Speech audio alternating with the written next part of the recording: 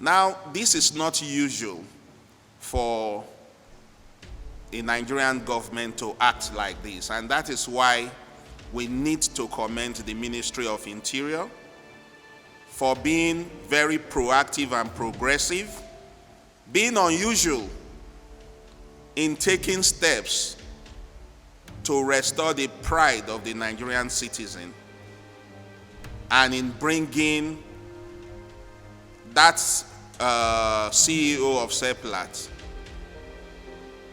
to its knees by at least taking steps to declare his presence in Nigeria not only illegal but contrary to national interest. This is commendable because Nigerians cannot go abroad and treat foreigner people in their own fatherland as anything less than what they are, citizens. But Nigerians in Nigeria are treated as slaves by foreigners, by The Make a Difference initiative has commended the Ministry of Interior for investigating allegations leveled against the CEO of Seplat Energy PLC, Roger Brown, by some employees of the company. Also in a statement, Basil Omiye, the chairman of the board of Seplat, announced Brown's resignation following the order by the Federal High Court on the executive director of the Seplat Energy PLC last Wednesday. It should be recalled that the Chukwu Ejeku Anike of the Federal High Court Lagos has restrained Brown from parading himself as the firm's CEO, pending the determination of a suit filed against him and others by aggrieved stakeholders of the company. The aggrieved employees accused Brown of racism, favoritism for foreign workers, discrimination against Nigerians, and a breach of good governance. The Ministry of Interior has also revoked Brown's work permit, visa and residence permit over allegations of racism and discrimination. In a letter dated March 3, 2023 and addressed to the chairman of Seplat board, the ministry conveyed its decision to revoke Brown's work permit, visa and residence permit. Speaking at the Nigeria Union of Journalists Secretariat in Abuja on Tuesday, the executive director of MADI, Lemin Ugegbe, commended the FG for revoking the work permit, visa and residence permit of Seplat Energy's chief executive officer, Mr. Brown, on account of his breach of the nation's immigration law. According to the Good Governance Group, the Ministry of Interior had on several occasions informed the management of Seplat Energy and its CEO, Mr. Brown, of the outcome of its investigation into the allegations brought against him, which he refused to honor. To take advantage of the constitutional provision that gives him a right to fair hearing, and decided to ignore and actually dishonor the invitation, the Ministry of Interior continued with its investigation. Documentary evidence, took witness statements from various people, and they came to some conclusions. One, that the CEO of Seplat Energy PLC, Mr. Roger Brown,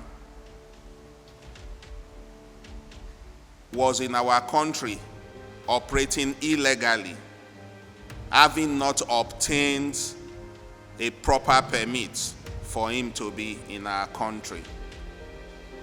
And as such, they even proceeded to a revocation of whatever documents he came into the country with. That's on one hand. And of course, in the course of investigation, they found clear prima facie evidence of the act of racist and discriminatory attack against Nigerian citizens. Now, in a letter titled Anti-Nigeria Activities of Mr. Roger Brown, the Chief Executive Officer of Seplat Energy, written by the aggrieved lawyer to the Ministry of Interior, it listed the names of Nigerians who have been intimidated, bullied and sacked within the first 6 months of Brown's resumption. They included Busola Ogumbawo, Chuks Egenleye, Alero Onosode, Afolabi Folorunshaw, Samuel Orimoleye, John Eni, and 2 others, including an additional 14 middle level and junior staff. The lawyer also accused Seplat of leaving foreign employees who are above 60 years of age, thereby retiring Nigerian employees who are 60 years of age.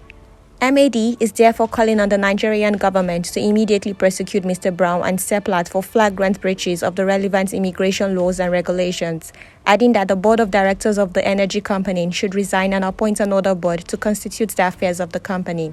Seplat Energy PLC has breached the Nigerian immigration law, it is not enough to revoke his visa.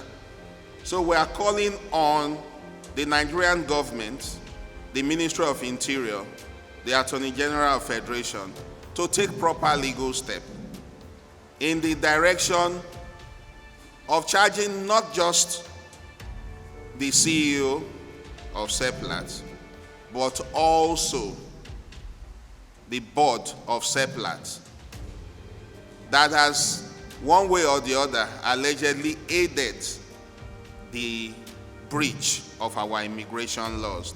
Efforts were made by our correspondents to contact the Director of External Affairs and Sustainability, Chioma Unwachukwu, but calls and a message was not returned.